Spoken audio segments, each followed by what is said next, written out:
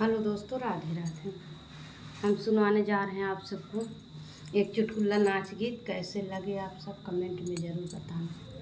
लाइक करना, सब्सक्राइब करना, ज़्यादा से ज़्यादा शेयर करना। दुबराई गए बालम तोहरे घरे, दुबराई गए बालम तोहरे घरे, दुबराई गए बालम तोहरे घरे, दुबराई गए बालम तोहरे घरे। रोज रोज तोहर मम्मी खाना बनवाई, रोज रोज तोहर मम्मी खाना बनवाई, उबी आई गए बालम तोहरे घरे, उबी आई गए बालम तोहरे घरे, दुबराई गए बालम तोहरे घरे, दुबराई गए तोहरे घरे।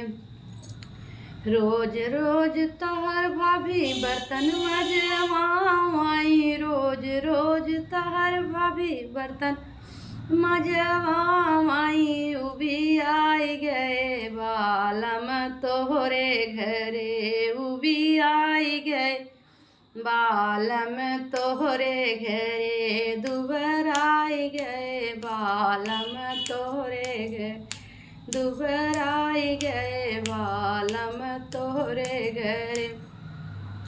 रोज रोज तोहर दीदी कपड़ा धोआई, रोज रोज तोहर दीदी कपड़ा धोआई, करी आई गए बालम तोहरे घरे, करी आई गए बालम तोहरे घरे, उबी आई गए बालम तोहरे घरे, उबी आई गए बालम तोहरे घरे।